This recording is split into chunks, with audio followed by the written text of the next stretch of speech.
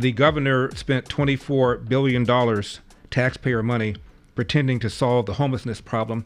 He just took a stroll through Skid Row and was not given a ticker tape greeting, to say the least. That brings up the interview that we had some time ago with Norm Langer. Norm Langer is the owner of the famous Langer's Deli just across the street from MacArthur's Park. He had a meeting with Mayor Karen Bass, and Bass promised all sorts of things to improve the area. And we thought we'd check in with Norm to find out whether or not she fulfilled her promises. Please welcome back to the program, Norm Langer. Norm, how are you? Very good, Larry. Thank you so much for calling back. And I had a meeting with the mayor. I've had 2 meetings with the mayor. I've had 2 or 3 meetings with 2 deputy mayors. I've had a meeting with a state senator, and also with Eunice Hernandez, who is the councilwoman for CD1, which is the district we're in. A lot of conversation was passed, a lot of positive comments about what to do in the future and how we're going to do it and so on. But truthfully, nothing's happened. Really? The area's gotten cleaned up a little bit, but that's done by the community itself. There's some go-getters in the community that have organized, shall we say, groups to sweep and clean the area, and that's helping immensely. As far as anything happening, no, not really. There was a news conference last week by Eunice Hernandez, and telling of all the things she's going to do and what's going to happen with the park and this, that, and the other. But to me, so far, it's all conversation. I've seen no progress whatsoever. Now, Langer's, as I mentioned, is right across the street from MacArthur's Park. Give us an idea of what you have to go through, what kind of trouble the area is in. Well, I think, the term homeless, I think, is a catch-all term.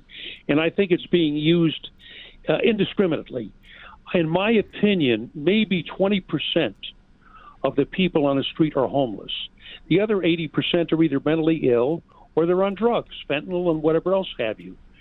So that's one big problem. The other problem is the sidewalk vendors. You've got illegal vendors all over the place. We know for fact, LAPD knows for fact, that a lot of them are selling stolen merchandise. Some of the products that are being sold out there have stickers on them from CVS Pharmacy. So you know it was stolen. It's a problem. Now, we've also got gangs in the area which are collecting rent from the vendors. That's part of the program. So Hernandez seems to be very positive. In her mind, she wants the vendors. And that's her nationality, that's her home ground, that's where she comes from, and that's what they do. Well, you got 2 problems with you got 2 kinds of vendors, those that sell merchandise and those that sell food. In my opinion, what I would like to see, in fairness to all, we need a level playing field.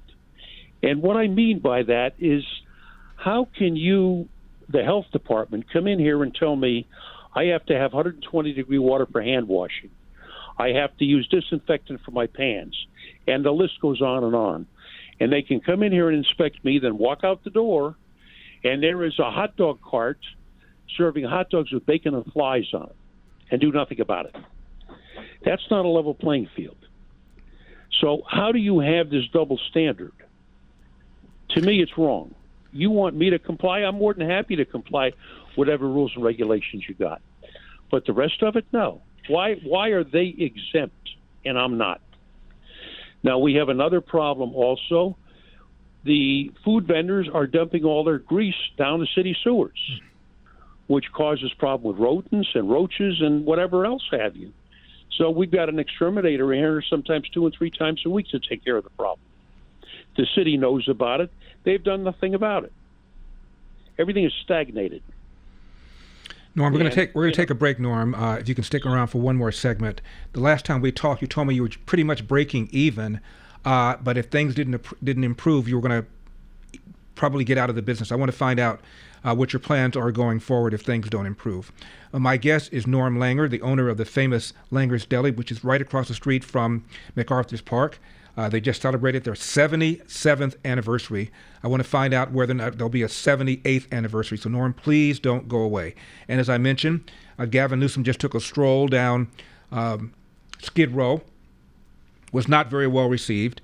We've got about 3 major programs for homelessness. They're not very well audited. It doesn't seem like the problem is being solved whatsoever. All of this and more with Norm Langer. Norm, as I mentioned right before the break, last time we talked, you said you were pretty much breaking even.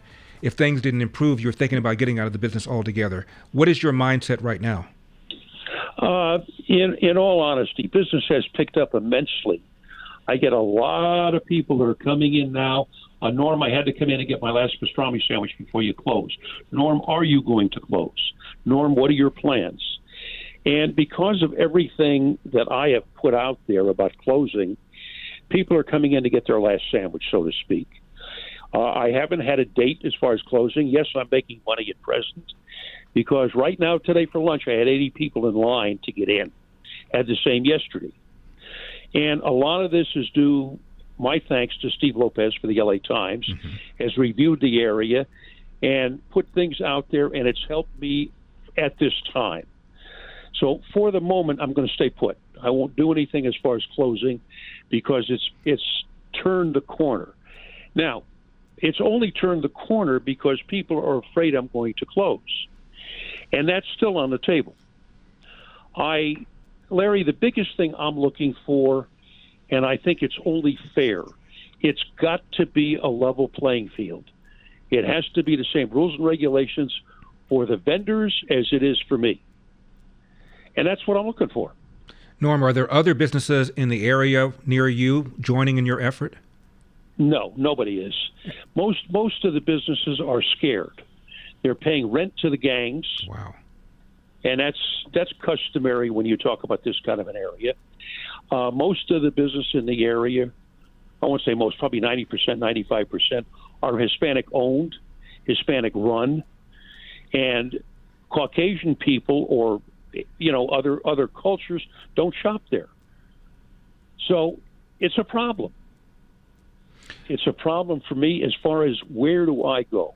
If I can keep 7th Street, as we've talked about before, from Alvarado to Westlake clean, broom clean, mop clean, so people will feel safe walking from my parking lot, I'll stay here. I'll do the business. The other part of the problem that they must clean up is the red line. People want to take the subway, but they're afraid to walk through all the vendors. I do not blame them.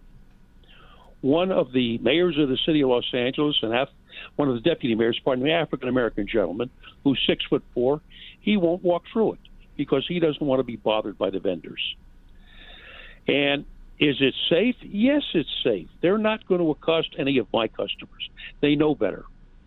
And shall I say the gangs have given us a free pass. So I don't have any problem at all with the gangs. I never have. I haven't had one customer that's been bothered by it. But you still have visual blight. They've done nothing to clean up the visual blight. So that's what I'm dealing with.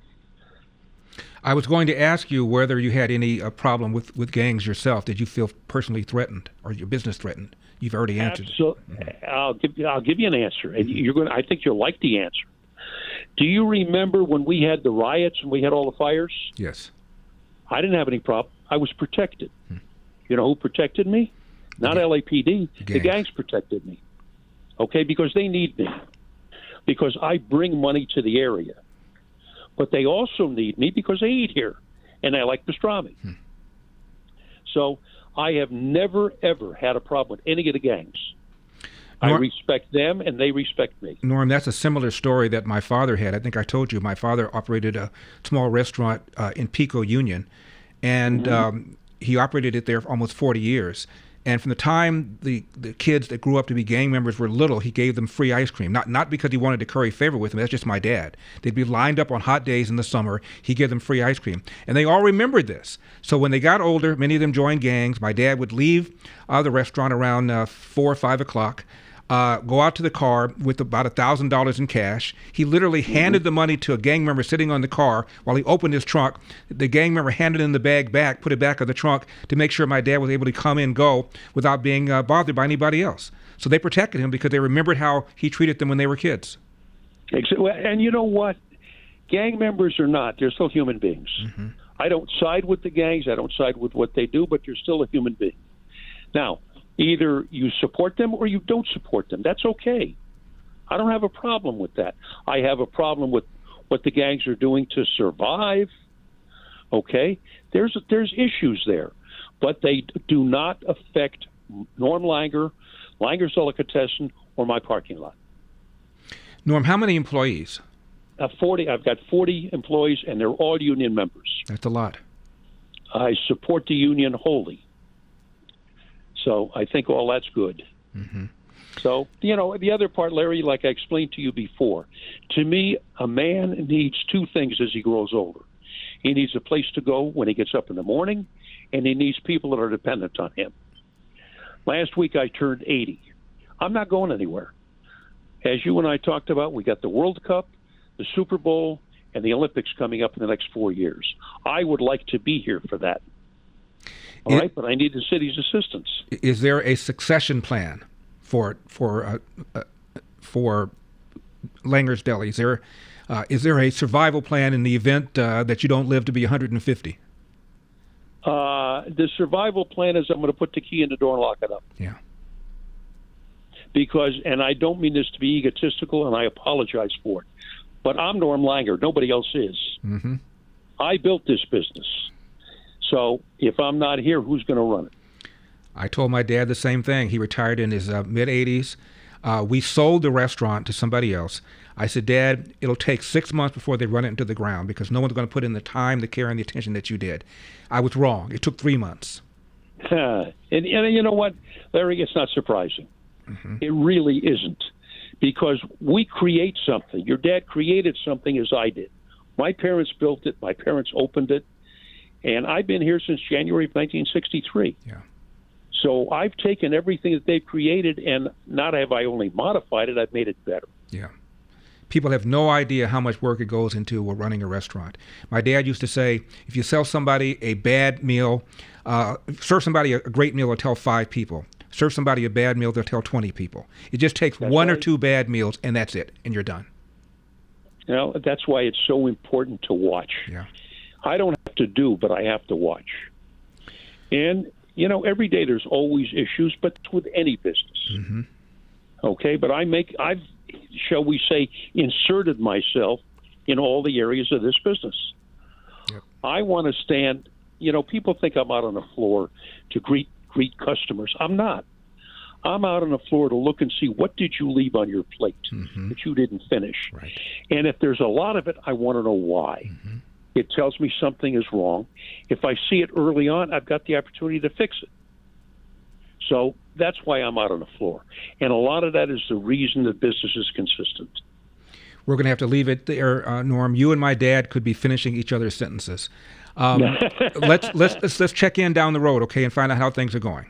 And Larry, I look forward to it. Thank you so much. And I wish you and your listeners a very happy and a healthy holiday season. And to you as well. God bless. Thanks, Norm.